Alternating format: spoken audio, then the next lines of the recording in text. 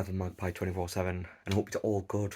So, Everton in their big final, giving it all the blue flares and, like poems on the internet, and I even seen a blue Liverpool badge in United's brothers because Liverpool needed Everton to win last night in their big cup final. Fans all up for it, left after 65 minutes, but massively up for it in the big final. Seen all over Twitter that it was a big final for them and that they had to win. It was huge for them to stay up and all that. So, what do you think the score was? As you know, this isn't a Everton fan channel by any means, so I'm taking the piss. Everton won, Newcastle United 4 in what was the easiest second half performance we've probably had this season. Everton dropped off so much. In the first half, we were really sloppy in possession, but I thought we managed the game relatively well. Everton were intense. It seemed to be an intense atmosphere at Goodison in the first half. We went 1-0 up, and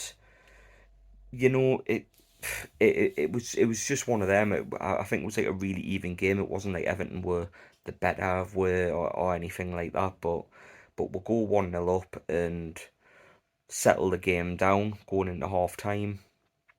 We'll take it. We'll take going in the lead. But yeah, like second half, I wasn't quite prepared for what was gonna happen next, as we just rolled Everton over really. They didn't have anything forward. In the second half, we brought Isak on, and he tore them a new arsehole. You've probably seen the run by now. Like, is this what it's like to watch a world-class football team, by the way? You've got Willock's pass in the weekend against Tottenham, and then you've got Isak's unbelievable run, like, for an assist that he didn't get, apparently. Runs through the entirety of the Everton defence, makes them look fucking stupid. Michael Keane, he made him look like a Sunday League defender. The some might argue he is a Sunday League defender, but he just took the piss out with him and then passed it to Murphy to go into an empty net. But yeah, it just unbelievable. Callum Wilson as well, playing back to his best, holding up the ball, general play, really being a nuisance, scoring the first goal, and the brilliant fourth goal that was scored as well from Wilson as he curled it into the top corner. Even if Jordan Pickford had normal sized arms, he was getting nowhere near that one because it was in the top corner, and he was nowhere near it. He could have one of them big hands off fucking Jackass where does the slap if you've not seen it. He could have had two of them and he wouldn't have saved it. It was that good of a shot. But yeah, just a really comfortable day. I thought it would be one of the tougher ones because last season obviously we had that atmosphere to endure, and we just couldn't seem to get a goal, and they nicked one. But it seems that we've learned from that from last year. We're quieting the crowd down fairly quickly, and then when Isak scored, they just started to leave, and they gave all the poems, all the bigging before the match, using their blue flares.